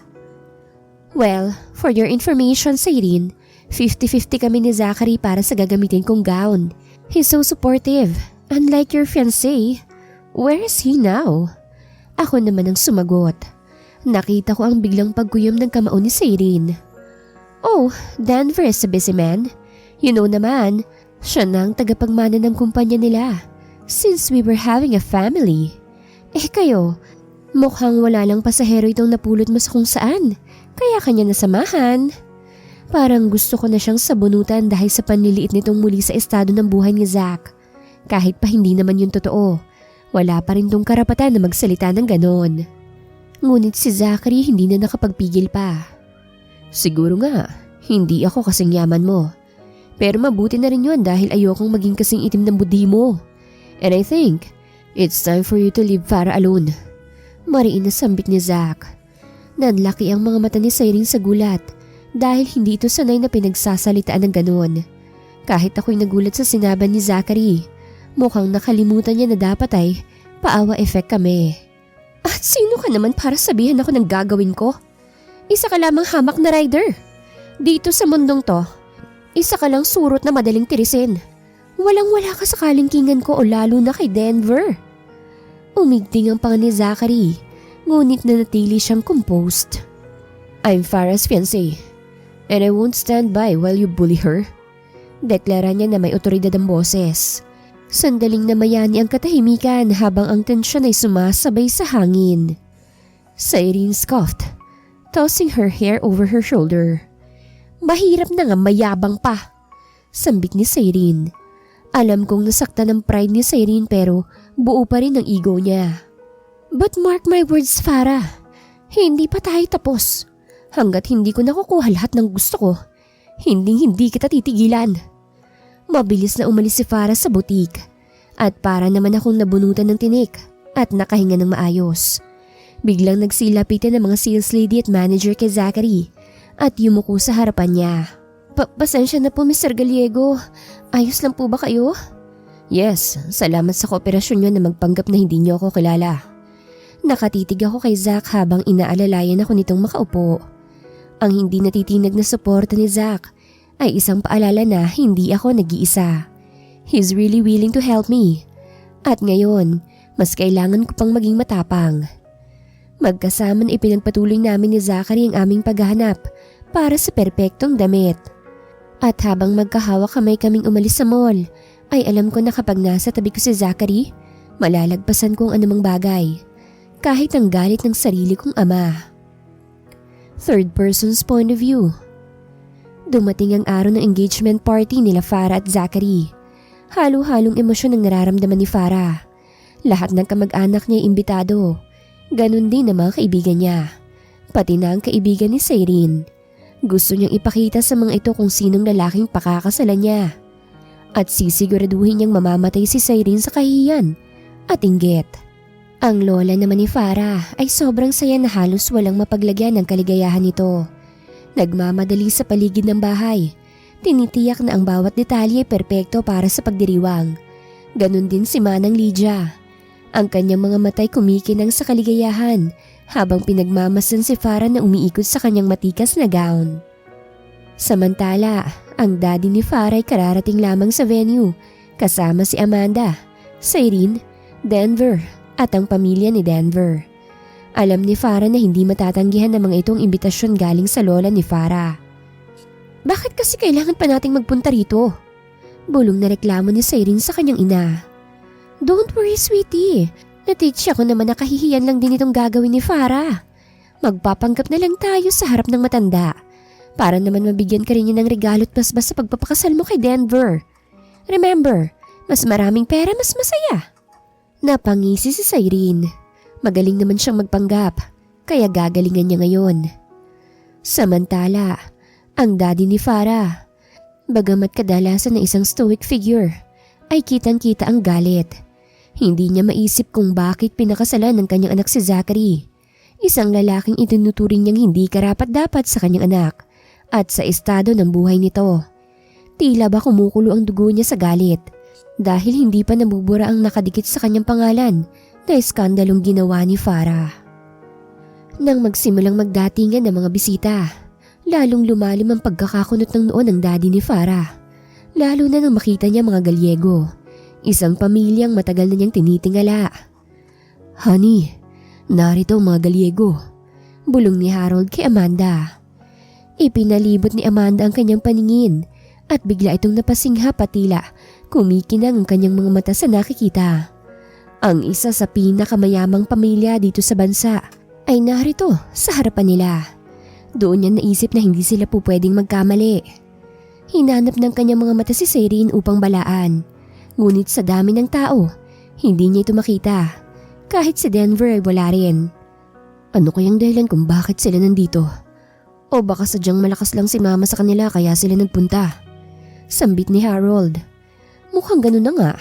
Naku Harold, damay na naman ang pangalan natin sa kahihiyan na gagawin ng anak mo. Tila mahihimigan ng galit sa boses ni Amanda. Iyon na nga ang inaalala ko. Gagawin na naman akong katatawanan ng mga kumpadre ko. Isang joyrider lang magiging son-in-law ko. Wala na talagang ginawang tama si Farah. Galit ngunit mahina lang ang boses nito. Ladies and gentlemen, esteemed guests, friends and families. May I have your attention please? Nagsimula nang magsalita ang MC. Tonight, we gather to celebrate a truly special occasion. The engagement of Farah and Zachary. Their love story is one that inspires us all, reminding us of the beauty and power of true love. Hinawakan ni Zachary ang kamay ni Farah. Nasa second floor sila at sabay silang bababa sa venue at haharap sa mga tao. Natatakot ka ba? Tanong ni Zach kay Farah. Umiling naman to. Hindi, pinaghandaan ko to. Sabay nating ipapakita sa kanila kung sino ako at kung sino ka. Ikaw, handa ka na ba? Ayos ka lang ba? Tumango si Zach. As long as you're okay, then I'm alright. Palakpakan natin ang couple na ito. Sigaw ng MC at nagsimulang magpalakpakan ng mga tao. Kasabay nito ang pagdugtog ng instrumental na music. Yun ang hudyat ng simulang pagbaba ni Farah at Zach sa hagdan. Lakas loob na nagsimulang naglakad si Zach habang inaalalayan si Farah. Masigabong palakpakan at sigawan ang namayani sa buong event. Taas na nakatingin si Farah sa mga bisita at sumilay ang kanyang malawak na ngiti nang makita niya ang kanyang lola na masayang masaya para sa kanya. Ngunit napalitan yun ng pagngisi nang makita niya si Cyrene na nakakapit ng mahigpit sa wine glass nito habang kitang-kita sa mga mata nito ang inggit. Nakita niya rin si Denver na tila galit na galit at masama ang pagkakatitig kay Zach. Ang kanyang daddy naman nahalata ang pagkadismaya sa kanyang engagement party. At si Amanda na tila mataas pa rin ng ere at mayabang na nakatingin sa kanya. Nang makarating si Farah at Zach sa gitna ng venue, ay tila naghihintay naman ng mga bisita na isa sa kanilang magsasalita. Inabot naman ng isang staff kay Farah ang mikropono. "Thank you for joining us today. Isa to sa pinakamahalagang araw para sa akin. We also make sure na lahat ng importanteng tao at mahalaga sa buhay namin ni Zach ay narito." "Cut that nonsense speech of yours. Bakit hindi mo nilang ipakilala sa amin ang lalaking pakakasalan mo?" Sigaw yun ni Cyrene at lahat ng atensyon ay napunta sa kanya. Napangisi si Farah dahil alam niyang mangyayari to. Alam niyang kating-kati si Cyrene na ipahiya siya sa kung anuman ang estado ng buhay ni Zach. Nakita ni Farah na napahilot sa sentido ang kanyang daddy, habang si Amanda naman nakangisi. Ganon din ang pamilya ni Denver. Tumingin naman si Farah sa mami ni Zach at sa mga kapatid nito at lahat sila'y nakangiti. "Okay, mukhang hindi na kayo makapaghintay na makilalang lalaking." Napatingin si Farah sa mga mata ni Zach. "Nagpapatibok ng puso ko." Kasabay ng pagbigkas niyang yon ay ang sobrang bilis naman ng tibok ng puso niya. Tumango sa kanya si Zach na may ngiting malawak. "Meet the man who stole my heart. The man who saved me from darkness. And maybe some of you knows him." Sino naman ang makakakilala sa lalaking isang hamak na joyrider lang? Natatawang singit ni Cyrene na sinabayan din ng mga kaibigan nito. Napakuyom ng kamao si Farah. And yet, she still managed to calm herself. "Meet my soon-to-be husband, Zachary Gallego, and his family is there." Sabay tingin ni Farah sa pamilya ni Zachary at isa-isa itong tumayo't naglakad patungo sa harapan sa tabi nila. Nanlaki ang mga mata ng daddy ni Farah sa hindi makapaniwala. Pansamantalang nakalimutan ng galit nito habang sinusubukang iproseso ang revelasyon. Nanlalaki ang mata ng daddy ni Farah at si Amanda nang malaman nilang hindi lang isang joyrider si Zachary, kung hindi ang pinakabatang bilyonaryo sa bansa. Harold, paanong isa siyang Gallego?" Baka sa boses ni Amanda ang takot. "Hindi ko rin alam, Amanda. Isa lang ang nasisiguro ko ngayon. Katapusan na natin." Ang sinabi ni Farah ay nagpadala ng pagkagulat sa buong venue at halos ang lahat ay hindi makapagsalita. Nalaglag ang panga ni Amanda sa pagtataka. Ang kanyang isip ay tumatakbo sa mga implikasyon na gayong kayaman at impluensya. Sa gitna ng mga usap-usapan ng pagkamangha, si Cyrene na laging masaya sa kanyang kataasan ay nakaramdam ng matinding takot at kaba. Ang pagkaunawa na ang katayuan ni Zachary ay higit na nalampasan ng kanyang katayuan ay yumanig sa kanyang sarili. Sinira ang ilusyon ng kanyang sariling kataasan. Paano nangyari yun? Isa siyang bilyonaryo? Bulong ni Cyrene. "He's not just a rider. Alam ko na simula pa lang na may kakaiba sa kanya. At tila pamilyar siya sa akin." Sambit naman ni Denver. Nagpalakpakan muli ang mga tao at tila napahiya si Harold, Amanda, Cyrene, Denver at ang pamilya nito. "Harold, this is big trouble. Bakit hindi mo sinabi sa amin na isang Gallegong pakakasalan ni Farah?" Galit na tanong ng daddy ni Denver. Hindi ko alam.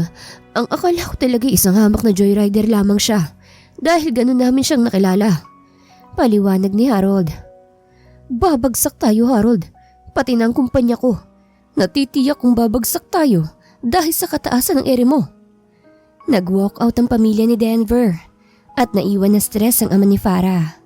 Sa inis naman ni Cyrene ay dali-dali niyang nilapitan si Farah at hinawakan sa braso. "Talagang magaling kang manggagamit, no? Kami lang ang sinasabihan mong mukhang pera. Pero tignan mo nga naman, sa isang pinakamayamang bilyonaryo mo pinalit si Denver. Sino sa atin ngayon na mukhang pera? Lakas loob na kumalas si Farah sa pagkakahawak ni Sayreen. Wala akong kailangang ipaliwanag sa'yo, Sayreen. Baka natatandaan mo na sa engagement party kita. Kayang-kaya kitang ipakiladkad sa mga gwardya at ipahiya ka sa lahat ng bisita. Mahina ngunit buong tapang na tugon ni Farah. Namutla si Sayreen dahil sa sinabi ni Farah at sa kanya inilibot ang kanyang paningin. Ayaw niyang mapahiya, ngunit hindi niya maitago ang inis na nararamdaman niya. Umalis na lamang siya sa harapan ni Farah at lumingkis muli kay Denver. Sunod na lumapit naman kay Farah ang kanyang ama at ang kanyang stepmother na si Amanda. Alam mo pagkatao ng lalaking yan? Farah naman, pero hindi mo man lang ako sinabihan. Bakas ang galit sa boses ng kanyang ama. Minaliit ko pa man din siya.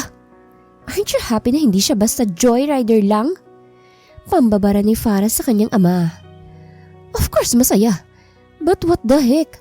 Farah, minaliit ko siya. At kayang-kaya niya akong sirain sa isang pitik lang ng kanyang daliri. Oh, talaga? So ngayon natatakot na kayo.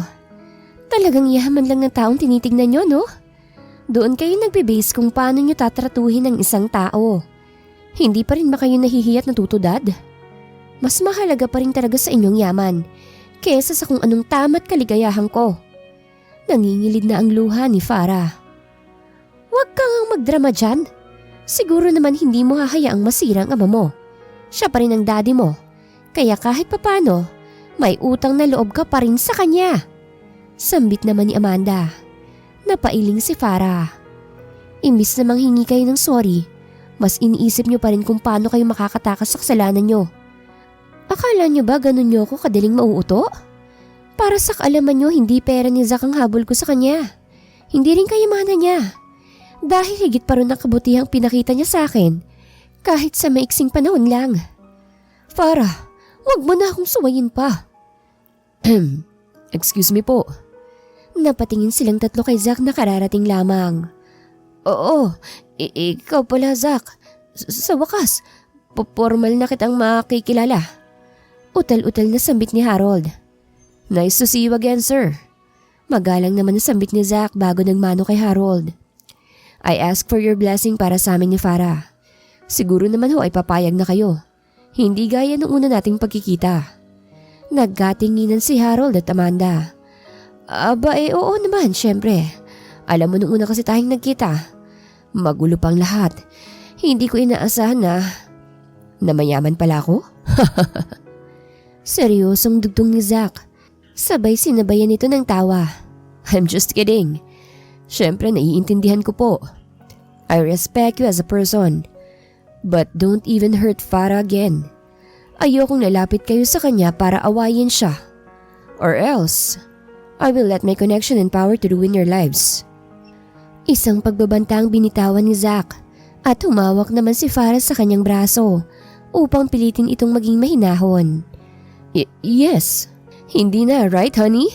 Of course. Utal din na tugon ni Amanda. Habang tumatagal ang gabi, ang presensya ni Zachary nakakuha ng atensyon. Ang kanyang kumpiyansa at alindog ay nakakabighani sa buong venue. Si Farah ay nagniningning sa kanyang saya na nararamdaman. Habang lumalalim ang gabi, ang mga atensyon ay nawala. Napalitan yun ng isang kapaligiran ng kagalakan at pagdiriwang. Ang mga natitirang tunay na nagmamahal kay Farah at Zack ay naiwan sa lugar habang nagkakasiyahan. At nang pumunta sila Farah at Zachary sa dance floor, napapaligiran sila ng mga kaibigan at pamilya. Malinaw na ang pag-ibig ay tunay na walang hangganan. Sa kabila ng mga hadlang na kanilang kinakaharap, nanatiling hindi naputol ang ugnayan nila Farah at Zachary. Isang patunay ng kapangyarihan ng pag-ibig kahit sa maiksing panahon lamang sila nagkakilala. Third person's point of view. Isang mapayapang umaga habang sinasala ng sikat ng araw ang mga kortina. Umupo sila Farah at Zack para kumain ng kanilang karaniwang almusal, kasama ang lola ni Farah at pamilya ni Zack. Hindi na muling nagpakita pa si Harold, Amanda at Sayreen simula nung gabi ng kanyang engagement party. Good morning po. Masayang pagbati ni Farah sa kanyang lola at sa iba pa nilang kasama.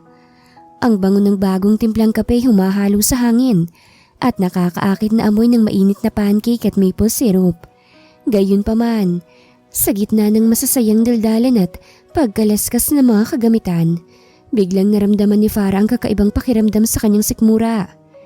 Isang hindi maipaliwanag na sensasyon ang naramdaman niya sa kanyang tiyan. Napansin kaagad yun ni Zachary. "Oh, bakit? May problema ba? Ayos ka lang ba?" Sunod-sunod na tanong nito kay Farah. "May hindi ka ba nagustuhan sa naluto ko?" Nag-aalalang tanong naman ang mami ni Zach. Hindi po eh. Umiba lang po kasi yung pakiramdam ko." Nang maramdaman niyang tila'y masusuka, ay mabilis siyang tumayo at tumakbo patungo sa kusina. Mabilis na sumunod si Zach kay Farah at nagkatinginan naman ang matanda at ang iba pa nilang kasama sa lamesa. "Farah, ayos ka lang ba? May masakit ba sa'yo?" Nag-aalalang tanong ni Zachary. Hindi pa makapagsalita ng maayos si Farah dahil sunod-sunod ang kanyang pagsusuka na tila binabaligtad ang kanyang sikmura. Panay naman hagod ni Zachary sa kanyang likuran.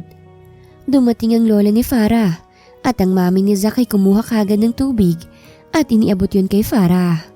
Ngunit sa pag-abot niya ng isang basong tubig, bumalot sa kanya ang panghihina na nag-iwan sa kanya ng panginginig at pagkabalisa. Sa isang kisap mata, umiikot ang mundo ni Farah nang hindi makontrol ang kadiliman sa gilid ng kanyang paningin. Ang kanyang tuhod ay unti-unting nakararamdam ng panlalambot hanggang sa tuluyan na siyang nawalan ng balanse. Si Zachary naman ay mabilis ang alarma sa biglaang pagkawala ng malay ni Farah, kaya nasalo niya kagad to. Ang kanyang puso'y bumilis ang tibok dahil sa takot at pag-aalala. Gamit ang nanginginig na mga kamay, marahan niyang niyakap to. "Farah, wake up! Farah!" Desperado nagisingin siya mula sa pagkakawala ng kamalayan ni Farah. Sa sandaling yon, tila tumigil ang oras habang ang puso ni Zachary tumitibok sa takot para sa babaeng mahal niya. Nagbabanta ang luha mula sa kanyang mga mata habang nagpupumilit na maunawaan ang sitwasyon. Ang kanyang isip ay tumatakbo sa 1,000 tanong at takot. Buong lakas na inipon ni Zachary ang kanyang lakas. Habang buhat niya si Farah ay tumawag na ng doktor ang lola. Sa bawat sandali na lumilipas, ipinagdadasal niya ang kaligtasan ni Farah na umaasa na darating ang tulong sa tamang oras upang mailigtas siya. Takot ang lumulukob sa kanila dahil na rin sa sitwasyong pangkalusugan ni Farah. Habang ang doktor at nurse ay sumugod sa pintuan, mabilis ang kanilang pagkilos at paggalaw. Si Zachary ay nakatayo lamang. Ang kanyang puso ay mabigat sa pag-aalala habang ang sitwasyon ni Farah ay hindi niya pa matukoy sa gitna ng kaguluhan at kawalan ng katiyakan. Nakahiga si Farah sa kama habang sinusuri ito ng doktor. Halos hindi naman mapakali ang lola ni Farah at pati na rin si Zach. "Doktora, ano po bang sitwasyon ng apo ko? Kailangan ko na po ba siyang isugod sa emergency room?" Tanong ng matanda. Ngumiti naman ng doktora habang hawak ang resulta ng dugo ni Farah. "Maaari na po kayong kumalma dahil kaya lamang po nawala ng malay si Miss Farah dahil nagdadalang tao siya. Buntis po si Miss Farah." Sabay tingin ng doktor kay Zach. "Congratulations, Sir Zachary." Napaawang ang labi ni Zachary dahil sa narinig at nagkatinginan ng kanyang mami at ang lola ni Farah. Hindi pa siya lubos makapaniwala hanggang sa nagpaalam ng doktora matapos itong makausap ang matanda. Saktong pagmulat ng mga mata ni Farah ay kaagad siyang niyakap ni Zachary. "Thank goodness, gising ka na." Tila maluhaluhang sambit ni Zach. "Aalagaan kita. Aalagaan ko kayo. Mahal na mahal ko kayo ng baby natin. Pangako, hindi kita iiwanan." Tila wala namang naiintindihan si Farah sa mga sinasabi ni Zach. "What happened? Anong baby na?" Halos hindi naman makapagsalita si Farah sa kanyang narinig at unti-unting tumulo ang kanyang luha. Mahigpit niyang niyakap pabalik si Zachary at hinimas niya ang kanyang tiyan. May baby sa loob ng tiyan ko? Magiging mami na ako? Magiging isang buong pamilya na tayo." Ang magandang balita at simula ng kanilang pagbuo ng sariling pamilya ang siyang bago nilang tatahaking mundo. Kapwa na nila iniwan ng kanilang nakaraan, binitawan ng galit at mas piniling magpatawad upang nang sa gayon ay makawala na rin sila sa sakit. Sadya silang pinagtagpo ng tadhana upang mahanap nilang kalinga at pagmamahal sa isa't isa. Wakas.